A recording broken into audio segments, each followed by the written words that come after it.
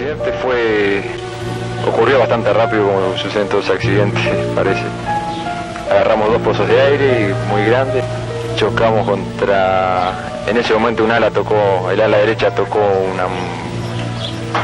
una montaña, se desprendió y el avión se fue deslizando, por suerte, por la otra ladera de la montaña, cayó llena de nieve como un trineo hacia abajo, hasta que tuve la suerte en el momento del impacto de desmayarme y no darme cuenta 2 días después que desperté. Prácticamente estabas en sueños. Sí, en sueños completamente. No me di cuenta de nada. Dinos, ¿qué mensaje podrías entregarle tú en este momento a tus padres? ¿Qué le dirías tú ahora? A mi padre, uno de los pensamientos fundamentales que me mantuvo vivo durante dos meses fue tratar de verlo de nuevo, ya que sé que en este momento me va a estar precisando y pronto espero estar con él. ¿Cuántos familiares tienes tú? ¿Más hermanos? Tenía a mi madre y a mi hermana que lamentablemente fallecieron en el avión y me quedo.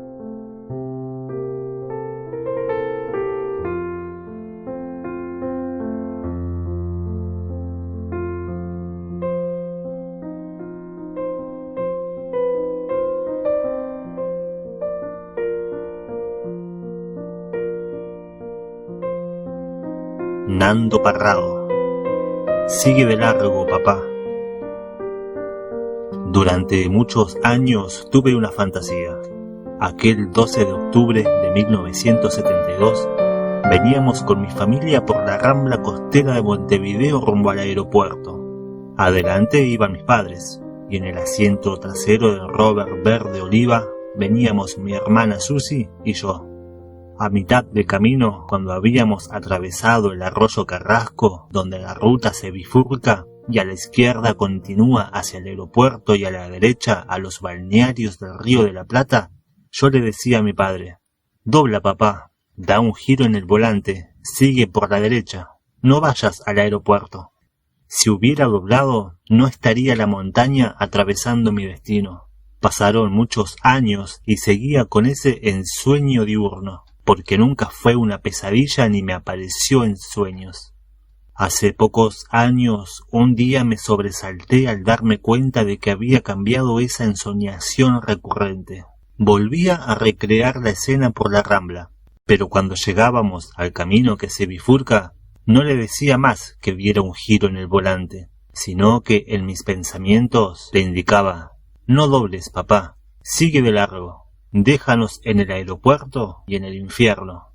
Y me di cuenta de que ese cambio en mi ensueño no se refería a mi madre y mi hermana, cuyos duelos lentamente había procesado, ni a la condena que viviríamos, sino que lo que le quería decir a mi padre era que por el camino del infierno, esa bifurcación después del arroyo Carrasco, también llegaba a lo que indefectiblemente sería mi vida, con la familia que hoy tengo. Que por ese camino se cruzaría un día mi mujer, Veronique, y si seguía esa autopista un día nacerían mis 2 hijas, Verónica y Cecilia, y que lo que le estaba indicando a mi padre era simplemente que me dejara hacer mi vida, que mi destino continuara, porque llegaría a conocer la paz, no a pesar de lo que ocurriría, sino a causa de lo sufrido.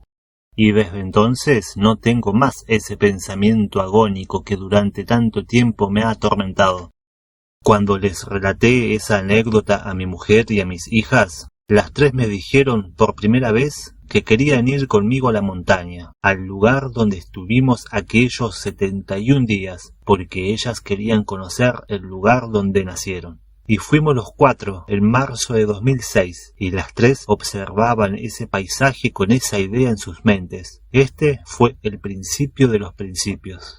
Volví 11 veces al lugar. Mi padre regresó en 17 ocasiones. Un día después del accidente, mi padre me dijo que quería poner flores sobre las tumbas de mi madre y mi hermana. Como todavía nadie había ido, tuvimos que improvisar el camino con un montañista, a pie, en una peregrinación peligrosa que nos tomó 3 días para ir y 3 días para regresar. Mi padre llevó las flores y una caja de acero con el oso de peluche que acompañó a mi hermana durante toda su vida. ¿Por qué regresé y regreso tantas veces? Allí están mi madre y mi hermana, y allí está el signo que llevo marcado en la frente.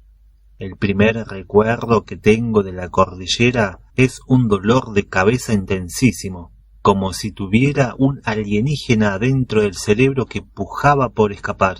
Después recuerdo pequeñas figuras grises que se mueven y la dificultad para salir de ese coma. Muchas horas en esa etapa intermedia hasta que abro los ojos y veo miradas, rostros, cabellos, labios que se mueven. Me hablan y me dicen: Nando, el avión se cayó. Nando, nos estrellamos. Nando, ¿estás vivo? Distingo a Roberto Canessa, a Gustavo Servino y a Diego Storm observándome. Vuelvo mi cabeza y veo gente. Hay heridos, hay sangre por todos lados. Unos minutos después, mis ojos ven con más claridad y distingo en las miradas el abatimiento.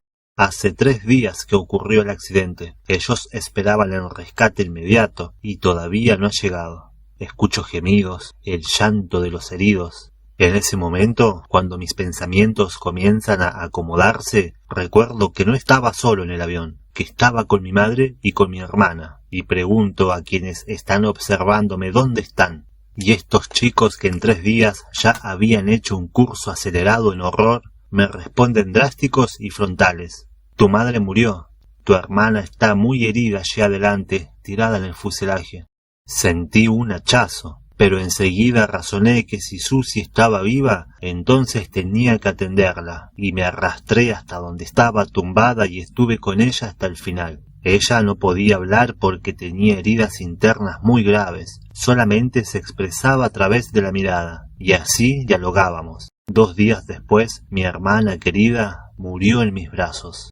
Entonces cambió el foco de mis pensamientos y me di cuenta de que estábamos en una situación sin salida. Observé las montañas y me dije: hay que irse. Y ese fue mi pensamiento desde el principio. Tal vez equivocado porque el rescate podía venir y entonces tratar de huir sin ninguna preparación en aquellas circunstancias hubiera sido un suicidio. Pero la semilla de la fuga se sembró en el instante mismo en que falleció mi hermana. Hay varias razones que me motivaron o me influyeron para preparar mi huida con tanta angustia y premura. Yo podía ver el guión de la película completa y sabía que más tarde o más temprano se terminarían los cuerpos y tendríamos que usar el de mi madre y mi hermana.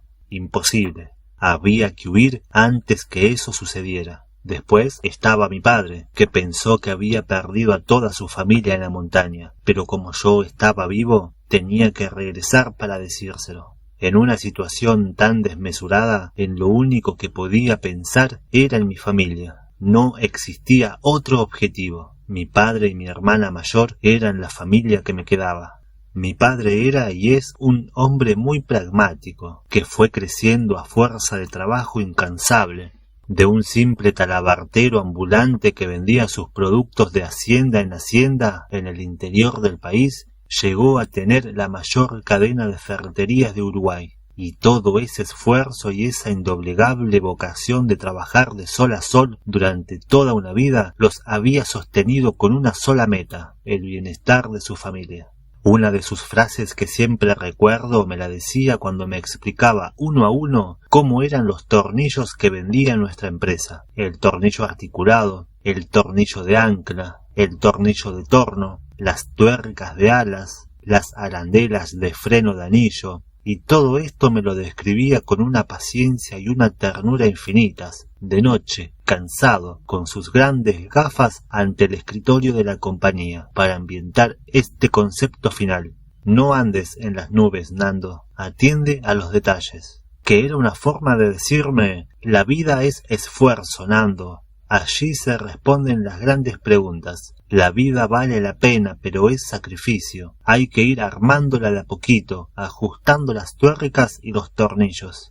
Poco antes de los Andes tenía grandes dudas sobre mi futuro. No eran vacilaciones profesionales, sino las dudas de cómo sería mi porvenir. Observaba esas montañas y me daba cuenta de que ellas me habían robado las posibilidades de tener un proyecto. No de tener dinero ni de ser un profesional exitoso, sino lo más simple y lo que más anhelaba, que era tener una familia como la que yo había tenido cuando niño y adolescente. Entonces tuve un pensamiento poderoso como un rayo. No sé cómo ni cuándo, pero mientras esté vivo voy a luchar por eso. Voy a atacar esas montañas con furia, voy a tratar de escalarlas, voy a buscar mi vida hasta que pueda, y como sospecho que no podré, pues moriré luchando, y cuando mi rostro pegue contra el hielo me levantaré de nuevo, hasta que llegue un momento en que no consiga incorporarme más. Tampoco me lamentaba, porque la mente funciona en otra dimensión. ¿Quejas? ¿Reproches? ¿Por qué invité a mi madre y hermana a este viaje? No tenía sentido. La mente funciona diferente.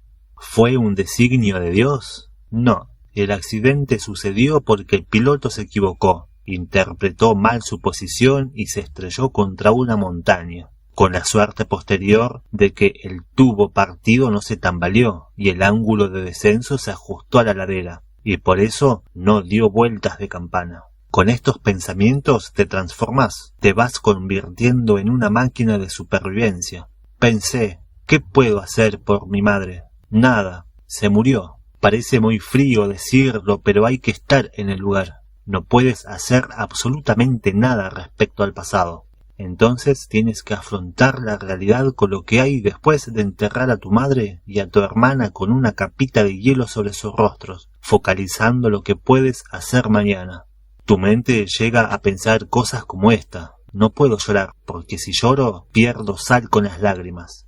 Recuerdo lo que pensaba en el fuselaje en la noche de la luz, el domingo 29 de octubre. A mi izquierda estaba Liliana, con quien estuve charlando casi una hora, en susurros. Hablamos de sus hijos, le preguntaba qué pasaría conmigo, dónde estaría la mujer con la que me hubiera casado, si no hubiera ocurrido ese desvío en mi destino. ¿Cómo serían mis hijos? ¿Los querría tanto como ella quería a los suyos?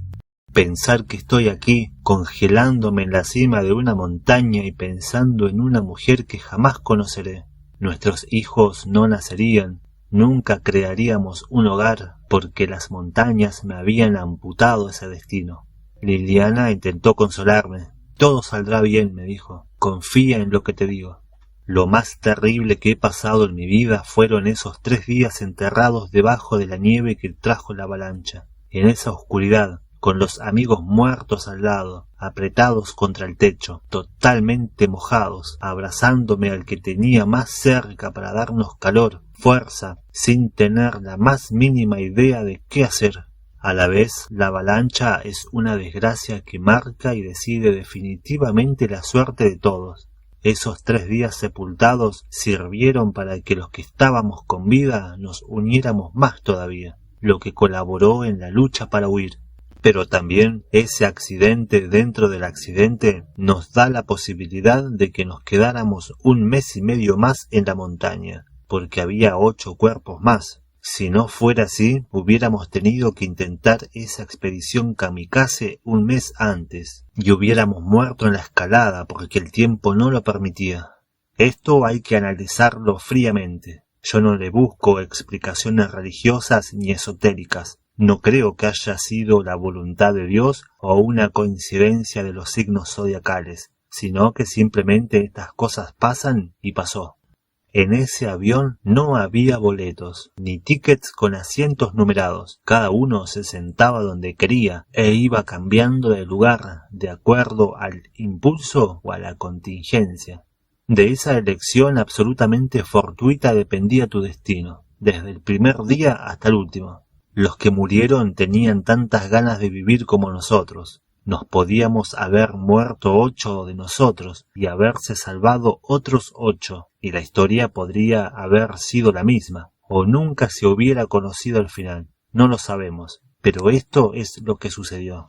Cuando alguien piensa en los Andes y dice 71 días o 72 días, en el caso de los que fueron rescatados un día después, yo siempre agrego, no fueron 72 días, fueron 72 noches. Porque las noches eran mucho peores que los días.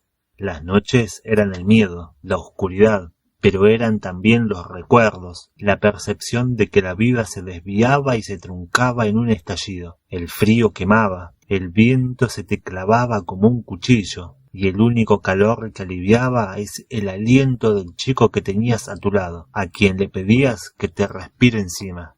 Si el infierno existe, no es con fuego, es con hielo y en penumbras. Por eso creo que la fuerza que nos impulsó a huir no fue el coraje sino desesperación, hambre y un miedo físico que se instala en la boca del estómago y nunca te abandona.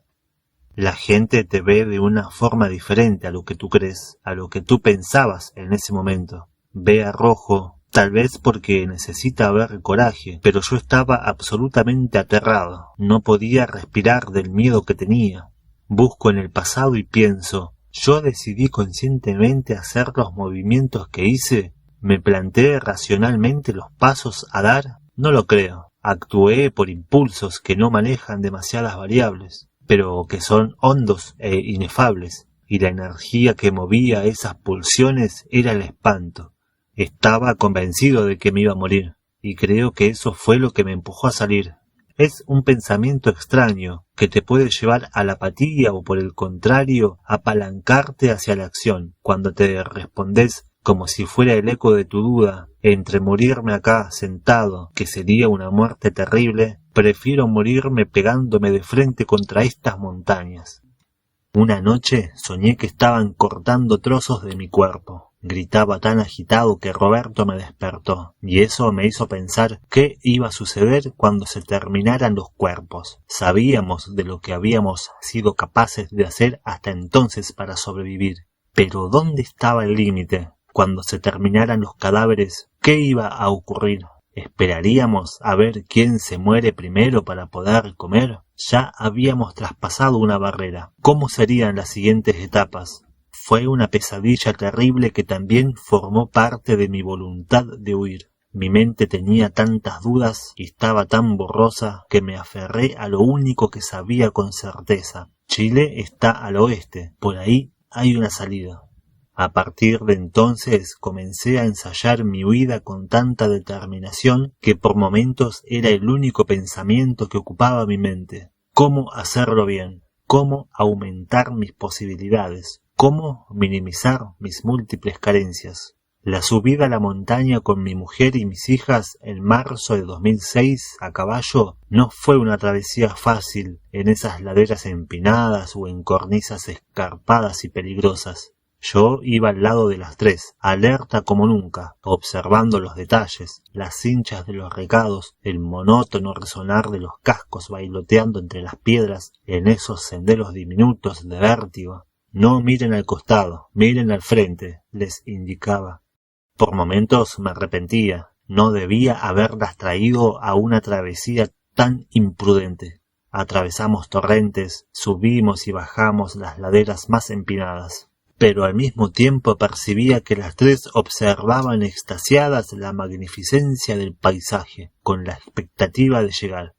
En la primera noche, en el campamento base, mi hija Verónica comenzó a sufrir los efectos del mal de montaña, fatiga, náuseas y confusión. Al día siguiente había empeorado notoriamente y se tambaleaba en el caballo. Nos detuvimos y le dije que regresaríamos de inmediato, que ella no tenía condiciones de seguir, porque lo peor estaba por venir.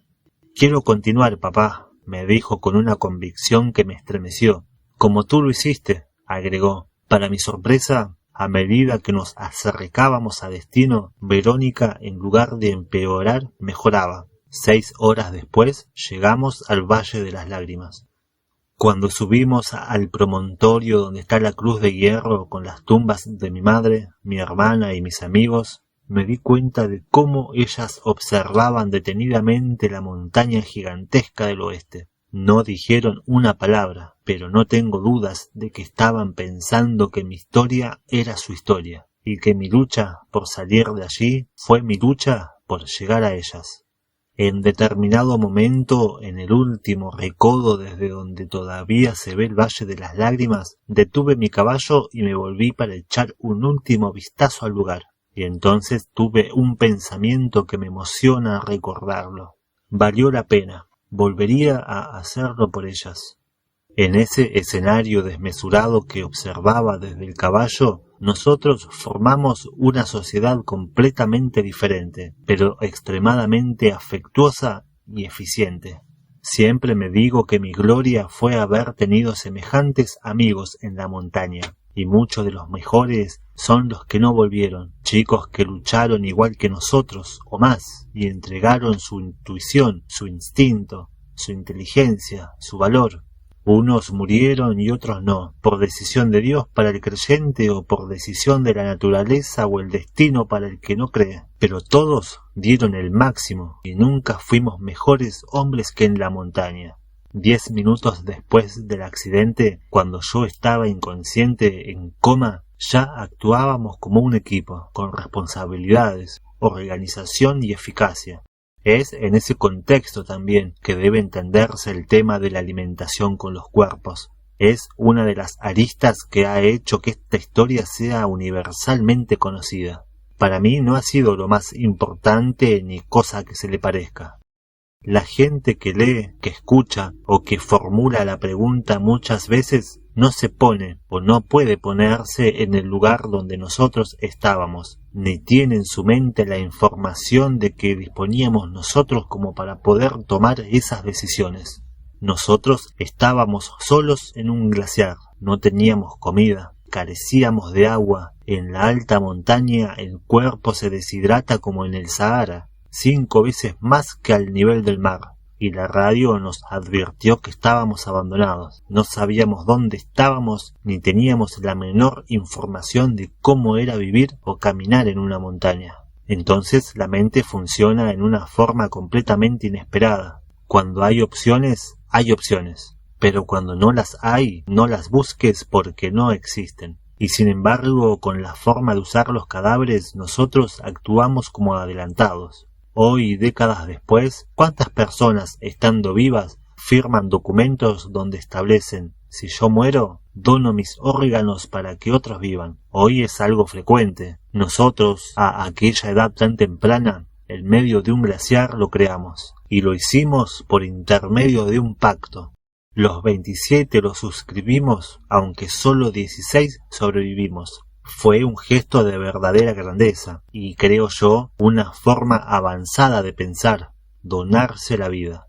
Es muy fácil decir, yo no lo hubiera hecho. No te equivoques, tú lo hubieras hecho exactamente igual que nosotros en ese momento, porque cuando estás famélico, más que el hambre es el miedo el que te impulsa a encontrar comida.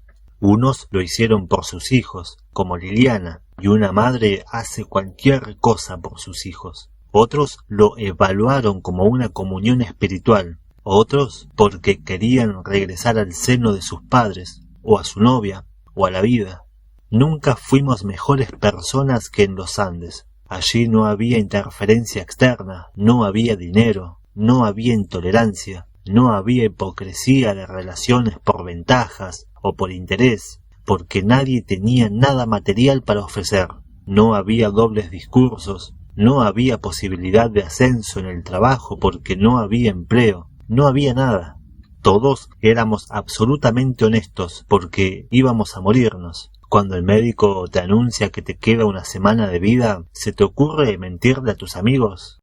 También siento que mi cordillera es diferente. No sé si es peor que la de los demás, pero es distinta, porque tuvo otros componentes. En el accidente me fracturó la cabeza en 4 pedazos. Estaba tan hinchado que Roberto ni siquiera lograba reconocerme, porque yo parecía un monstruo.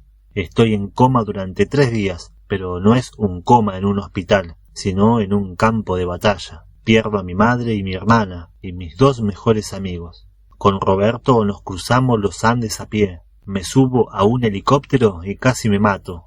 Llego al hospital de San Fernando y debo anunciarles a mi padre y a mi otra hermana que mi familia está muerta. Vuelvo a Montevideo, mi padre está buscando paz y consuelo con otra mujer, y me voy a vivir a un apartamento alquilado. La siguiente Navidad, 12 meses después, la paso solo, sentado en un auto en la calle Blanes Viale de Carrasco, esperando que sean las 12 porque no tengo dónde pasarla, aguardando para ir a lo de Roberto Canessa después de que hablan los regalos. O sea, mi cordillera no terminó en el 72. Volví a la sociedad a vivir solo.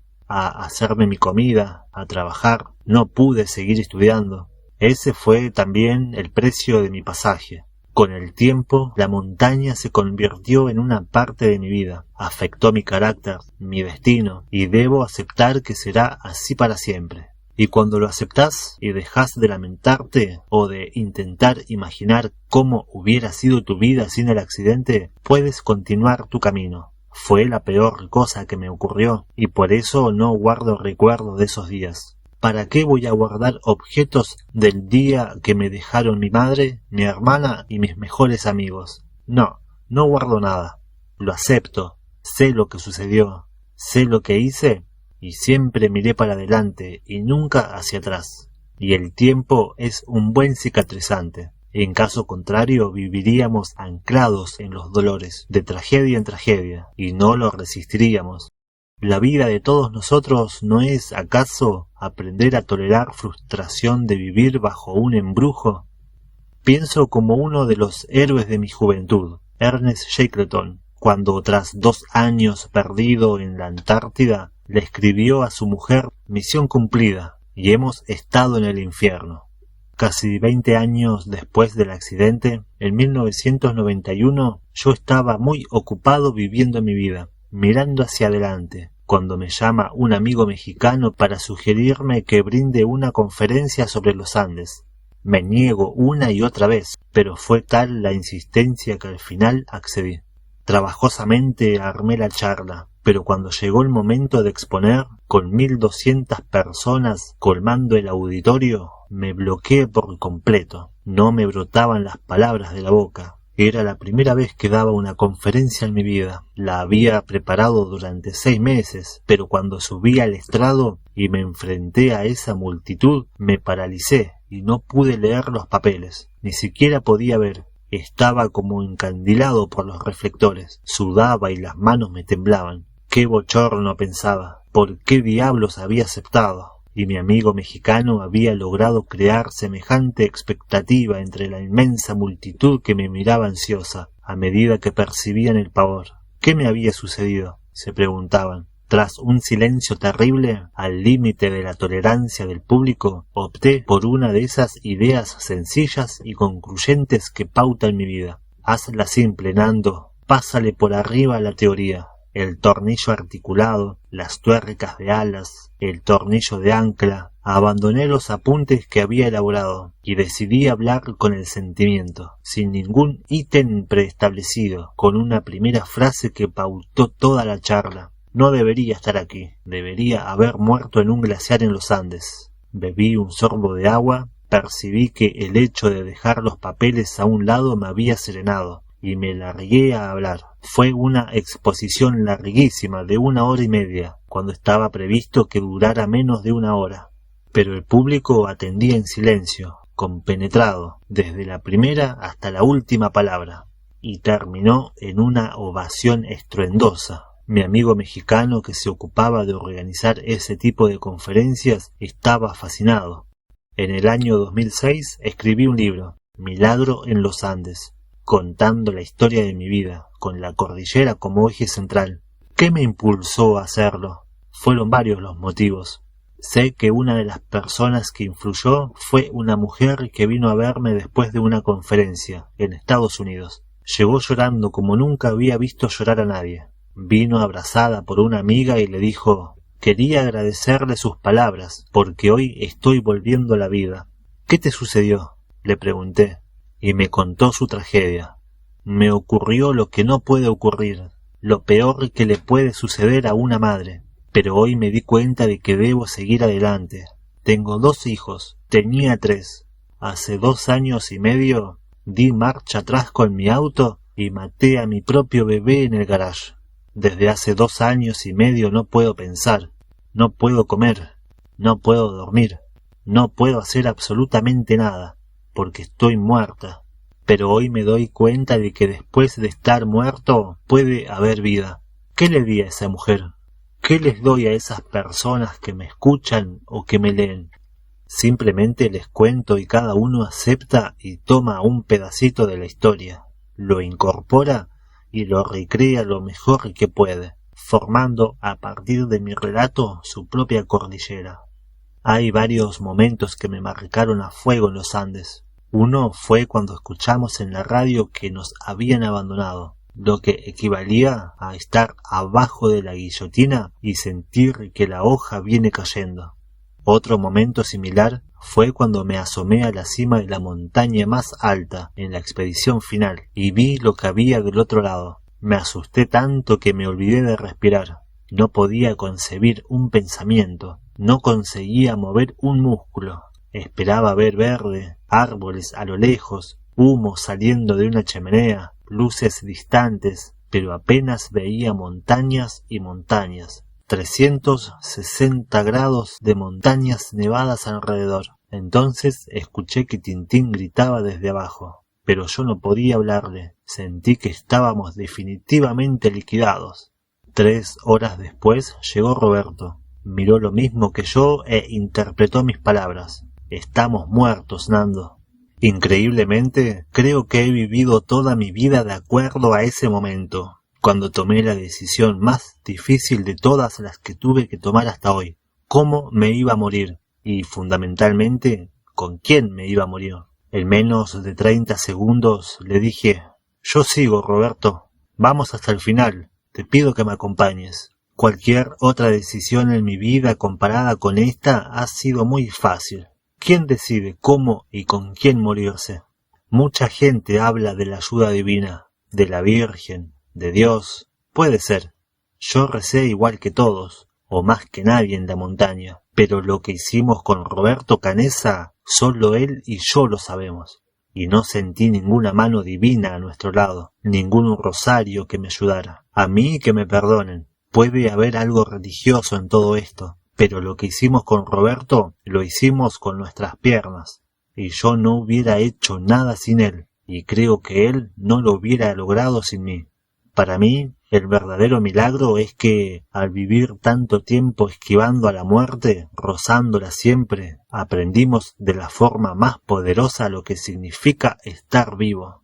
Por eso, la noche que dormimos en la cima, cuando Tintín regresó al fuselaje y permanecimos descansando para afrontar la escalada final, fue como el arco iris después de la tormenta. Ahí estábamos los dos en medio de la nada, en la cúspide de la inmensa pared de hielo, aquella que durante 65 días nos había bloqueado el horizonte. Al anochecer extendimos el saco de dormir, y cuando el sol se escondió detrás de los Andes, que en su etimología aymara significa las montañas que se iluminan, éstas resplandecieron con el ocaso más maravilloso que he visto jamás. Entonces le dije a Roberto: qué extraordinario sería esto si no estuviéramos muertos. Sentí que él presionaba mi mano. Estaba tan asustado como yo, pero tomados de las manos nos dábamos fuerza, y sabíamos, los dos teníamos la misma convicción, de que íbamos a dar lo mejor de nosotros mismos, lo mejor de los 14 sobrevivientes que estaban en el fuselaje y lo mejor de los 29 que habían muerto. Nando Parrado nació en 1949. Se casó con Veronique, con quien tuvo 2 hijas, Cecilia y Verónica. Tuvo y tiene diversas empresas exitosas, entre ellas varias productoras de televisión, donde realiza programas sobre la pasión que cultiva desde la infancia, el automovilismo. A diferencia de lo que le pedía su padre, siempre fue un soñador, para quien el futuro es tan solo un rumor distante.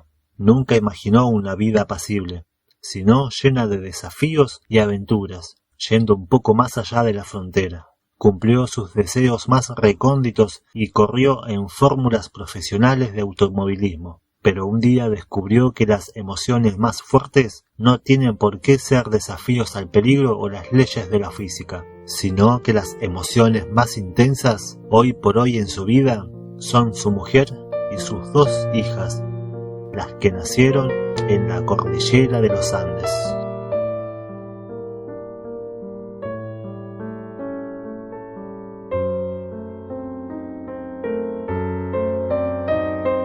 El reencuentro. Mientras Nando guiaba a los helicópteros que se dirigían a rescatar a los 14 sobrevivientes. Su padre, su otra hermana Graciela y su cuñado Juan volaban hacia Santiago. Seller Parrado solo sabía que su hijo estaba vivo y que en las montañas quedaban otros 14. Nando y Roberto no habían querido que se divulgaran los nombres, porque 3 estaban muy frágiles y dudaban si habrían sobrevivido esos 11 días. Cuando Seller Parrado y su hija con su marido llegaron al Hospital San Juan de Dios en San Fernando, no sabían si la madre, Eugenia, y la otra hermana, Susi, estaban vivas. Lo descubrieron en ese mismo momento. Aunque la enfermera no lo permitía, Graciela logró aproximarse a la habitación de Nando y lo abrazó en sollozos. Nando vio a su padre al final del pasillo, con la cabeza inclinada hacia adelante. En un primer momento, Seller creyó que los 3 habían muerto. Luego cabía la posibilidad de que los 3 estuvieran vivos. Nando caminó hacia él y lo abrazó. Con el rostro pegado contra el pecho de su hijo, preguntó en susurros por su mujer y su hija. Nando hizo silencio y Seller comprendió todo. El padre de Nando había pasado más de 2 meses en un estado de irrealidad. Deambulaba sin destino por las calles de Montevideo. Había dejado de concurrir a sus empresas. Caminaba 10 o 12 horas sin saber a dónde se dirigía, para desembocar en los lugares más extraños de la ciudad, donde siempre encontró a alguien que se compadecía de su desgracia y lo llevaba de vuelta a su casa, que no recordaba siquiera dónde quedaba. Luego se sentaron en torno a la cama y Nando les relató la historia. «Hiciste lo que debías», le dijo Seller, cuando Nando le contó cómo se alimentaron. A partir de ahí, Nando percibió que a medida que llegaban los rescatados de la montaña, todos, excepto Javier, celebraban estruendosamente con sus familias, pero a él le faltaba la mitad de la suya. Discretamente, su hermana cerró la puerta de la habitación. Cuando pasaron Nochebuena con el resto de los sobrevivientes en la discoteca del Hotel Sheraton, Nando terminó de darse cuenta de que no tenía motivos para celebrar. Habló con su padre, su hermana y su cuñado, y decidieron irse solos a Viña del Mar, para ir introduciéndose gradualmente en la realidad. Regresaron a Montevideo el 13 de diciembre, 2 días después de la conferencia de prensa. Cuando llegó a su casa y abrazó a su abuela ucraniana, Lina, ella lo estrechó tan fuerte que Nando sintió que el abrazo abarcaba también a su hija Eugenia y a su nieta Susi, su querida. El doctor Juan Carlos Canessa voló el 22 de diciembre a Santiago, donde se reunió con la madre de Roberto, Mercedes, y la novia Lauri, y poco después encontró a su hijo en San Fernando. Al verlos, Roberto comenzó a llorar tan intensamente que su padre temió que se desestabilizara, pero Roberto les pidió que se quedaran, tomando a Lauri de la mano. Cuando se serenó y su padre le preguntó si se sentía bien en el lugar donde estaba alojado, Roberto les dijo que le daba lo mismo ese hospital que la cabaña de los arrieros, donde había dormido un par de noches antes.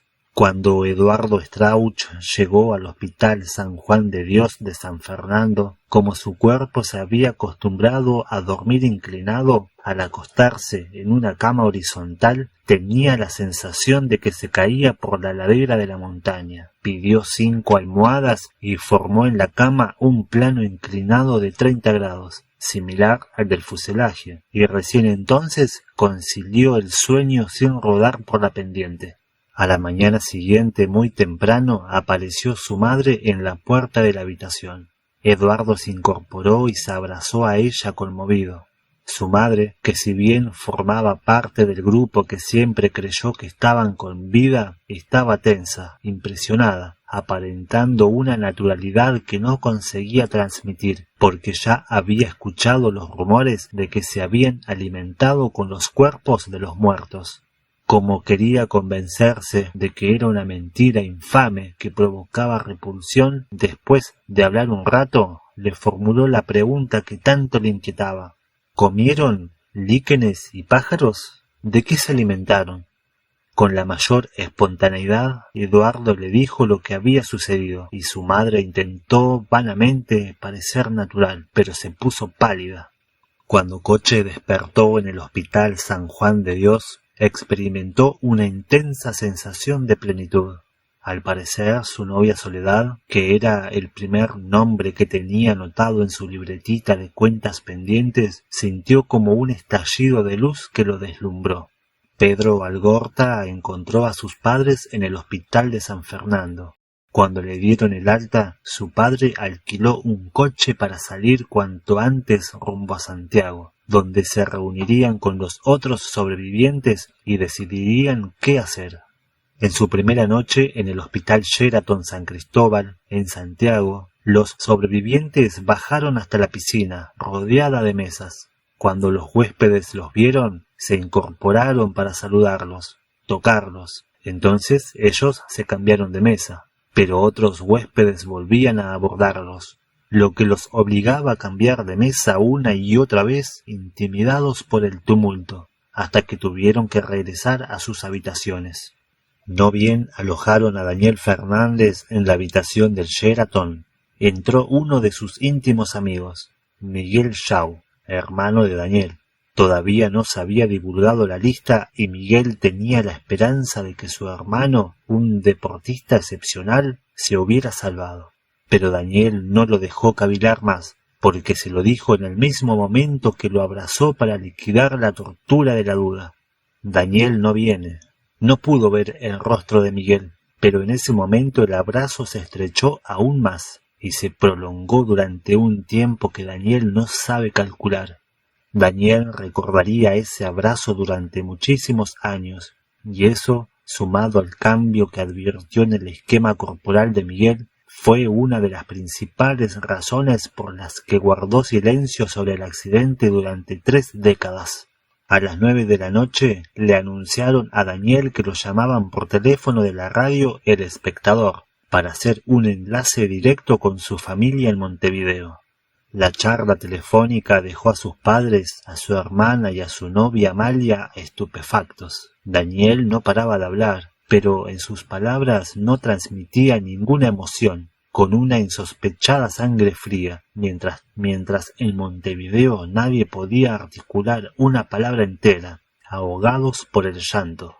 Bobby François se encontró con su padre en la parada técnica de San Fernando, en el segundo día del rescate. Como hizo en el accidente, se arrojó del helicóptero cuando estaba descendiendo para correr y abrazarlo. El doctor Roberto François, como les ocurrió a todos los padres de los sobrevivientes, en particular los que eran médicos, lloraba y le pedía perdón por creerlo muerto, al punto que la familia había guardado luto desde el mismo día del accidente.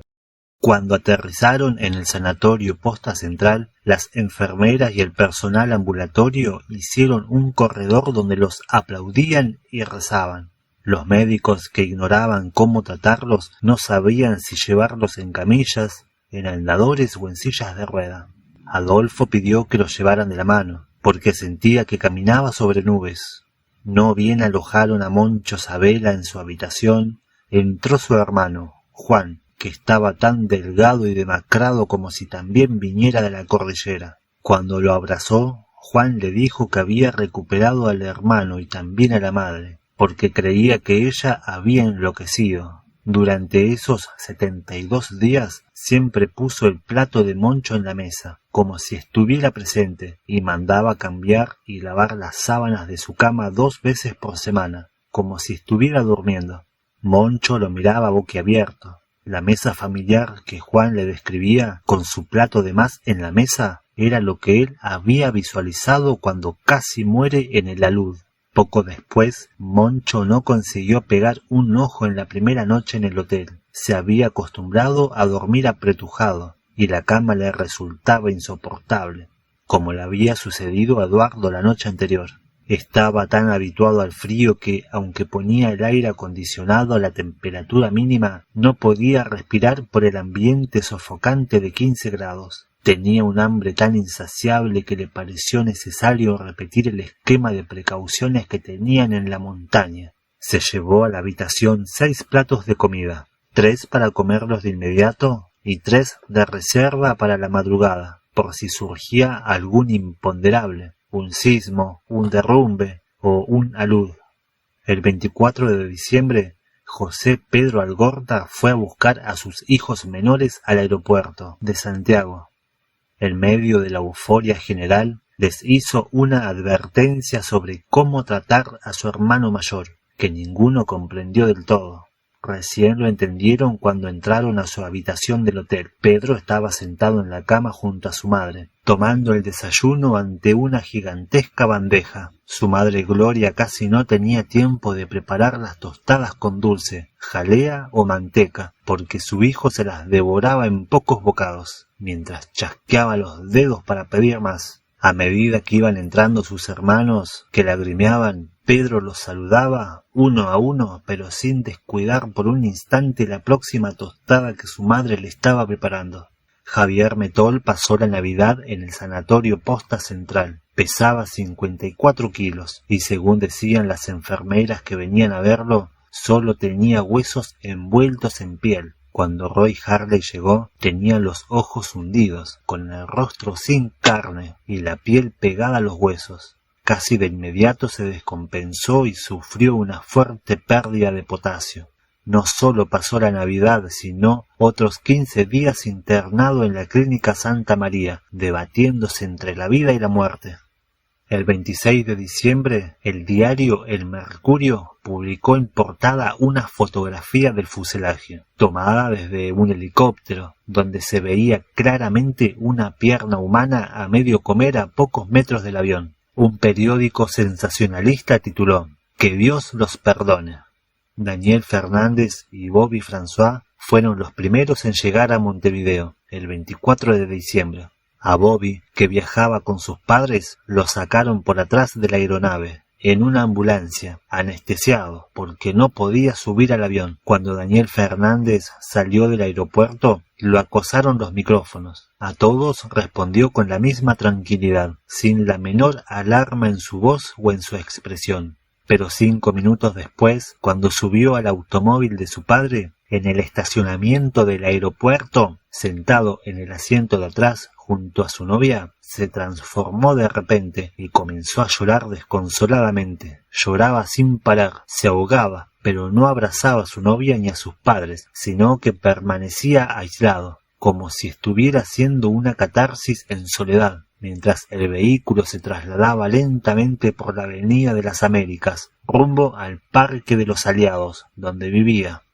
2 meses después de la llegada, en el balneario Punta del Diablo, próximo a la frontera con Brasil, Amalia recibió de su novio Daniel Fernández el primer abrazo tierno y cariñoso. Ese fue el tiempo que le llevó a su novio a expresar una emoción que ella interpretó como genuina.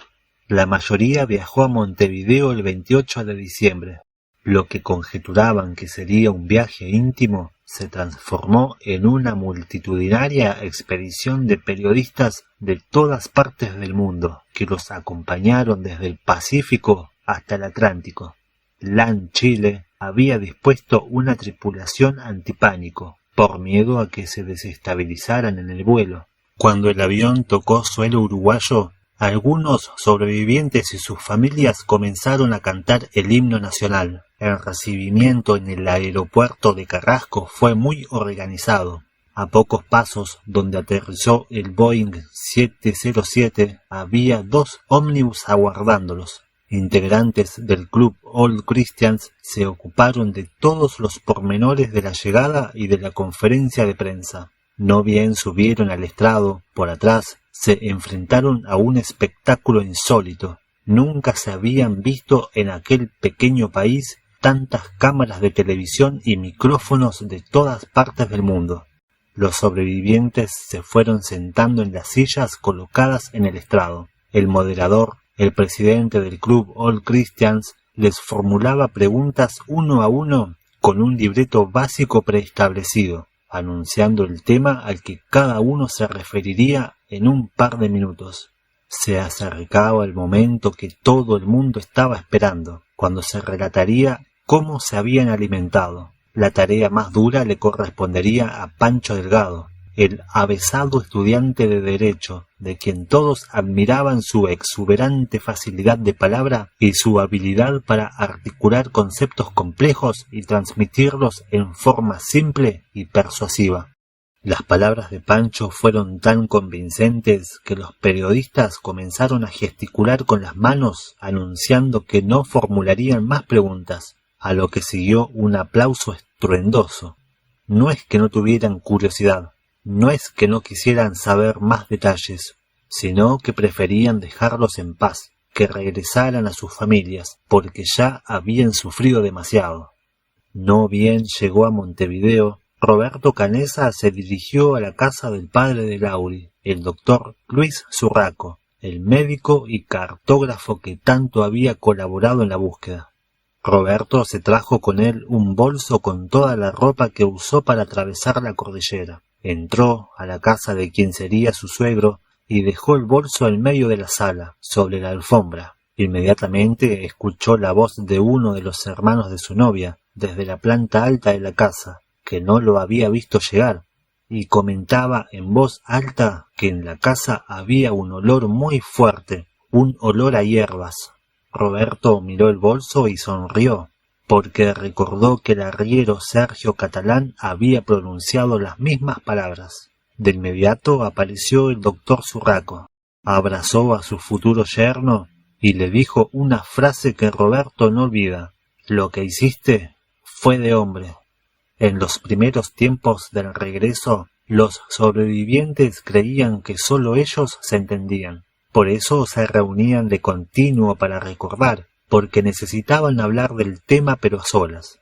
Llegaron a aislarse de la gente de tal manera que sus familiares y amigos creyeron que nunca volverían a tener con ellos la intimidad y confianza de antaño, porque se expresaban en un lenguaje tan cifrado que solo el grupo comprendía.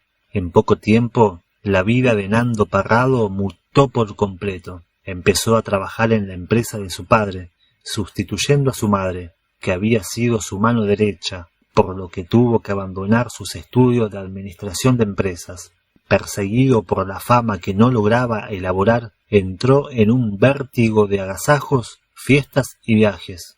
Un día de enero, en Punta del Este, en una discoteca a la que solía concurrir con su amigo Pancho Abal, Nando se puso a llorar sin consuelo, por primera vez desde el accidente del 13 de octubre. Eduardo Strauch sentía que había dejado un pedazo de su mundo en otro planeta. Recorría la ciudad caminando, sintiendo que todo era un continuo devaneo. Poco después de su llegada a Uruguay, viajó a España, donde lo invitaron a una fiesta glamorosa en Marbella. No bien llegó, la anfitriona pidió silencio y lo presentó a los invitados, el caníbal sudamericano.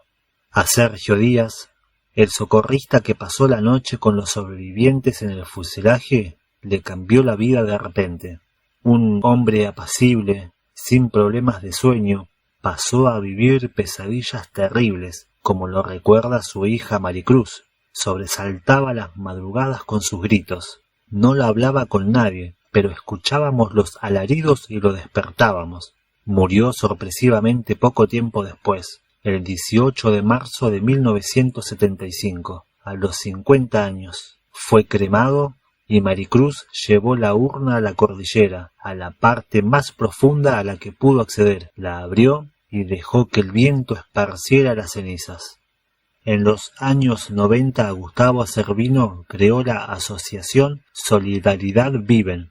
Compró un proyector portátil 35 milímetros, alquiló una camioneta y recorrió todas las poblaciones de Uruguay para entregar la recaudación del primer día de exhibición de la película Viven, en la comunidad donde se presentaba, en nombre de todos los que murieron en la montaña. En junio de 2006, Moncho Sabela, el único que permanecía soltero, se casó con una joven paraguaya. Para acompañarlo en casamiento viajaron a Asunción 7 sobrevivientes. Bobby François, uno de los testigos, como no pudo viajar más en avión, lo hizo en automóvil, en un viaje de 2 días. En agosto de 2006, Daniel Fernández abrió un restaurante en el centro de Carrasco, a 40 metros de la plaza, en homenaje a la epopeya de los Andes, donde una estela de granito de unión, valor y fe en los Andes. Cuando lo inauguró en compañía de muchos de los sobrevivientes, era como si estuvieran cumpliendo la meta que tanto anhelaban en el fuselaje, cuando muertos de hambre soñaban con comidas y su mayor deseo era sentarse en restaurantes imaginarios que sirvieran platos abundantes y sabrosos, llenos de colores. A fines de 2006, los sobrevivientes crearon una institución largamente acariciada, la Fundación Viven, cuyos valores fundamentales, como lo enseñan sus estatutos, son el amor, el honor, la piedad, el orgullo, la compasión y el sacrificio. Una frase de William Faulkner, que figura destacada en sus documentos, revela su esencia: crear de los elementos del espíritu humano algo que no existía. El arriero Sergio Catalán siguió siendo amigo del grupo. Sonríe cuando dice que es el segundo padre de los muchachos y el abuelo postizo de los hijos de los sobrevivientes. En junio de 2006, a los 79 años, el hombre que desde los 7 monta a caballo cuidando animales en la montaña, como lo hizo su propio padre desde esa misma edad, tuvo el primer trastorno de salud por una osteoporosis en la cadera derecha. Con la humildad de siempre, concurrió al Hospital Público de San Fernando y le dieron número para operarse al año siguiente. Hasta entonces debía reposar, sin poder cabalgar ni subir a su casa de piedra en la montaña. Una breve nota de prensa local, dando cuenta de la situación, llegó a manos de Roberto Canessa y Tintín Vicintín, quienes junto con los sobrevivientes en una semana consiguieron el dinero para una operación en una clínica privada con el mejor cirujano de Chile, un amigo del grupo. El 19 de agosto del 2007 fui a visitar a Catalán a su casa de madera en los Baños de Roma.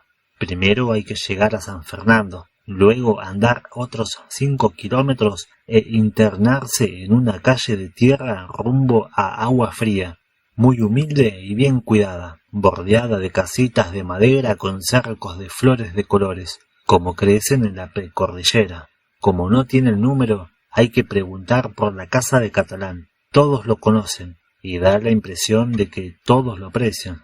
Su casa es de madera azul, con aves de corral en el patio trasero. La montaña está ahí nomás.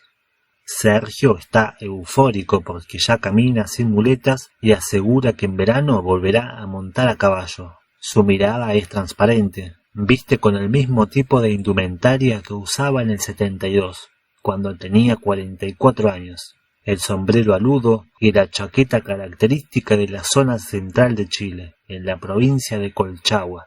Recién ahora, 35 años después, Sergio admite la hipótesis de su gran amigo Roberto Canessa. Tal vez todo el encuentro suyo con los caminantes, esos hombres secos con el estómago pegado al espinazo, estuviera programado, vaya a saber por quién o por qué. Todavía se sorprende con las coincidencias. Siempre sospechó que los iba a encontrar, porque nadie conocía esa parte de la precordillera como él, que la cabalga hace 72 años. Ese día pasó exactamente por la ruta de los 2 escaladores, y cree que es el único campesino de toda la precordillera que siempre lleva consigo papel y lápiz, para contar y volver a contar los animales al fin de cada jornada, lo que era fundamental para que le creyeran los carabineros. Y si bien a él no le gusta decirlo, su mujer Virginia lo asegura.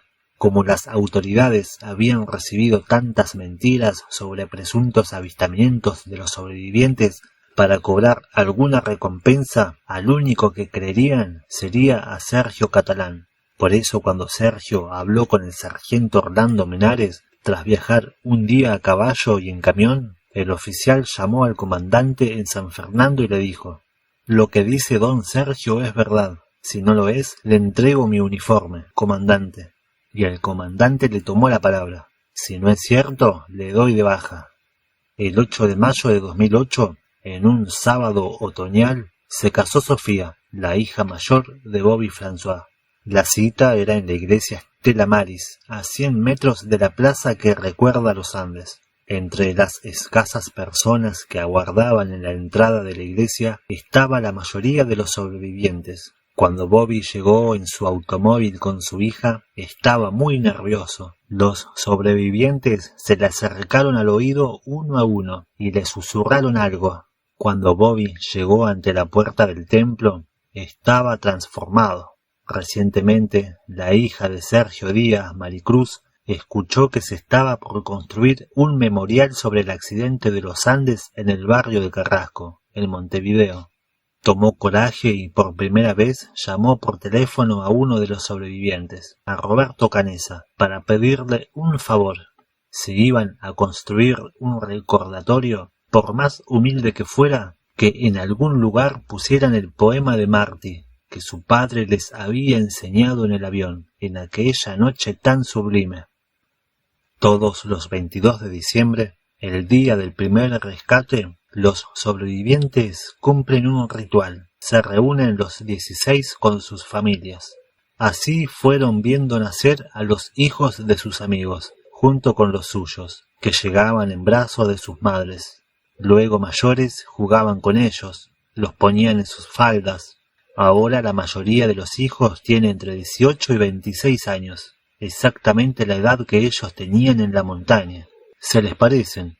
En la última reunión del 22 de diciembre, en la casa de Pancho Delgado, eran casi 100 personas. Todos parecen hermanos o primos.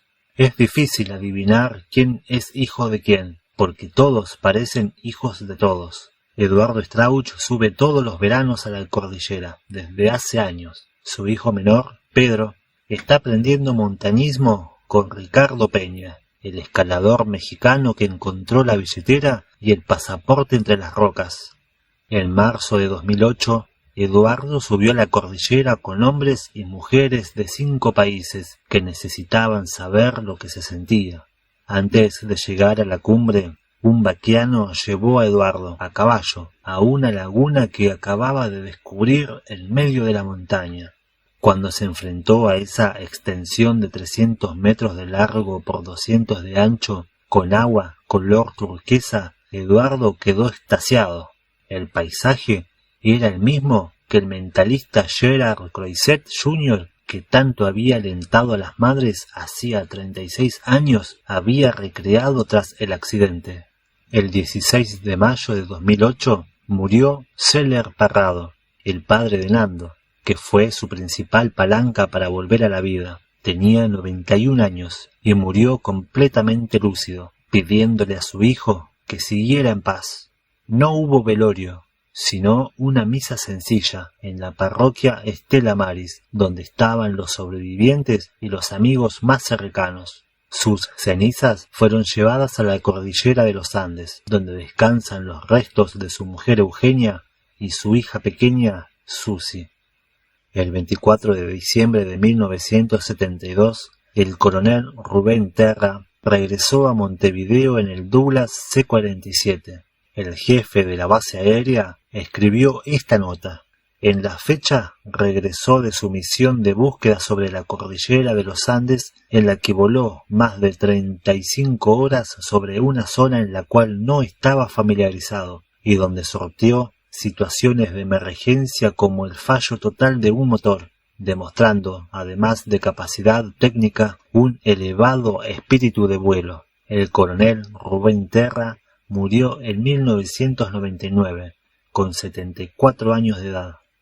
A bordo del C-47 también buscaba a sus amigos del alma, los pilotos Julio Ferradas y Dante Laurara, 2 transporteros como él, como se les llama a los pilotos de transporte en la jerga aeronáutica militar.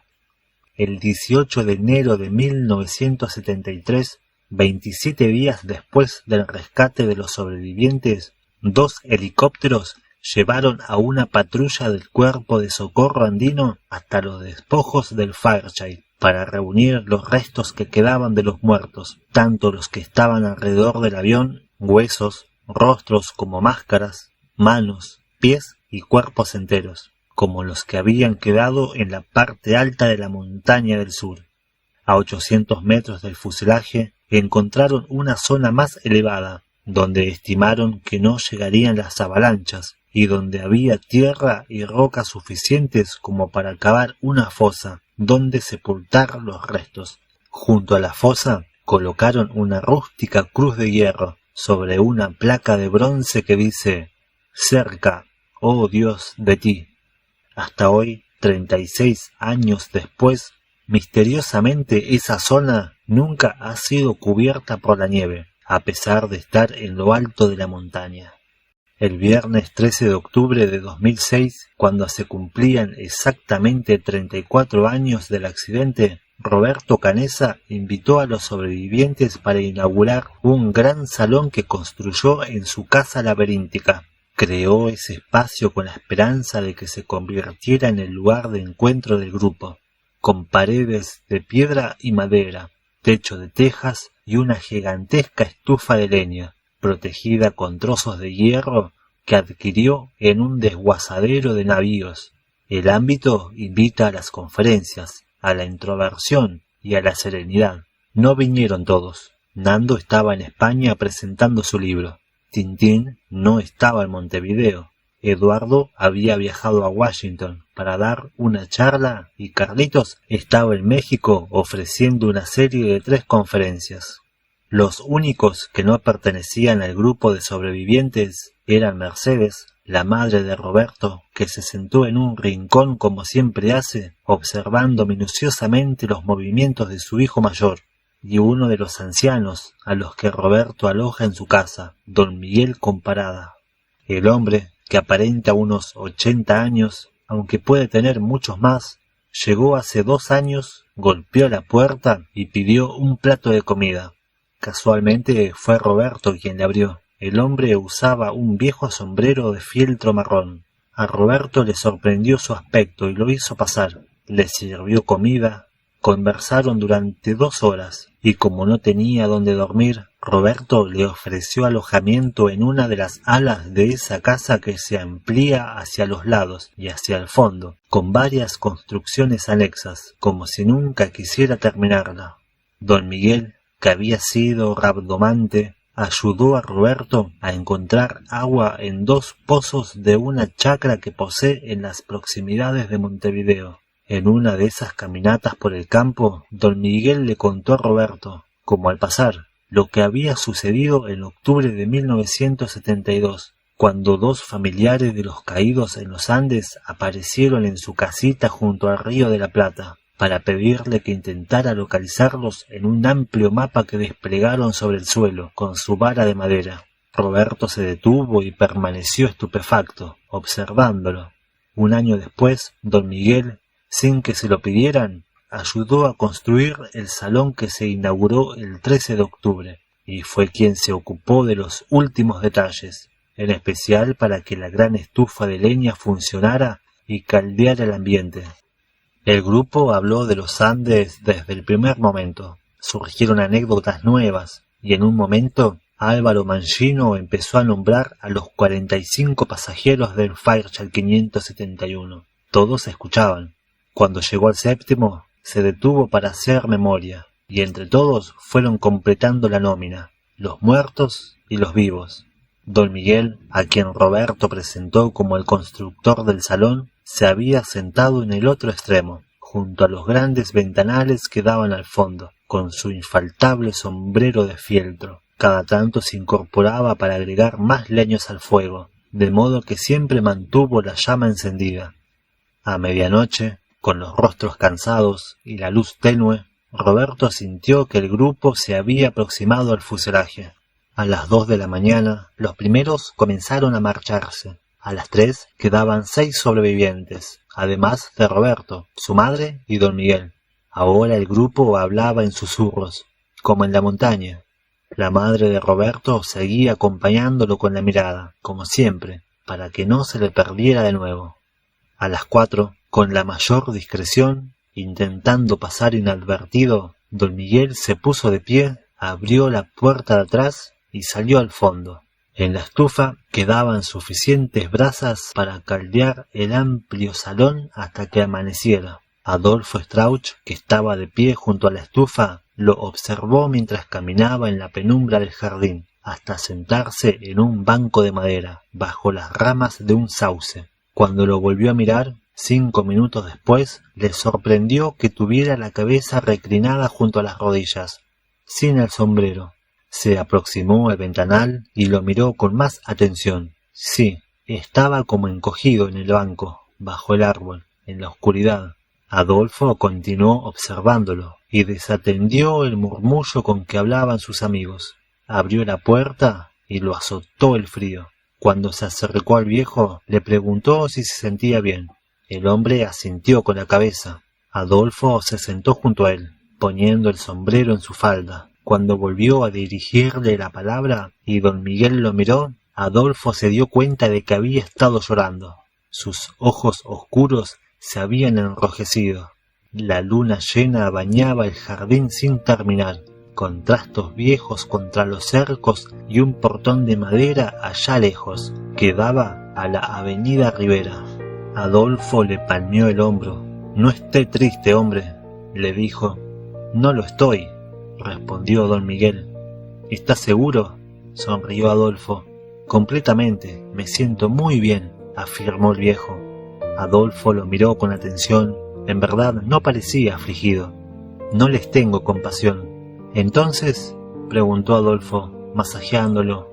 «Pues entonces no nos tenga lástima, ni compasión», le añadió con la misma sonrisa cariñosa, poniéndose de pie para regresar al salón. «Hablamos de recuerdos dolorosos, pero también de muchas vidas».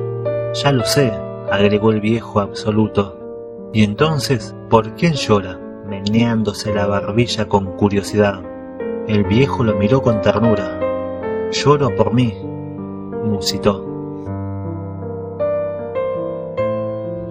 Francisco Aval, Pedro Algorta, Roberto Canesa, Gastón Costemalle, Alfredo Delgado, Rafael Echevarren, Daniel Fernández, Julio Ferradas, Roberto François, Roy Harley, Alexis Ounier, José Luis Inciarte, Dante Laurara, Guido Magri, Álvaro Mancino, Felipe Maquirraín, Graciela Mariani, Julio Martínez Lamas, Ramón Martínez, Daniel Maspons, Juan Carlos Menéndez, Javier Metol, Liliana Navarro de Metol, Francisco Nicola, Esther Horta de Nicola,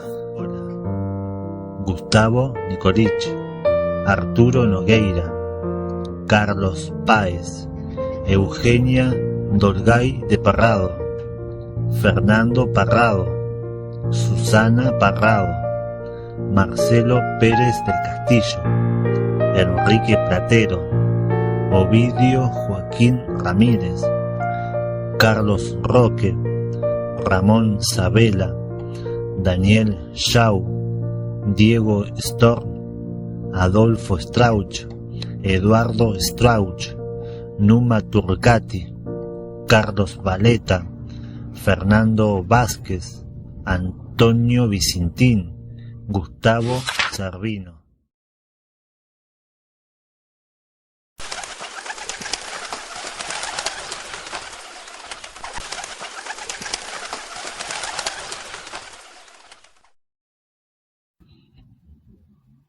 La Sociedad de la Nieve, Pablo Piercy.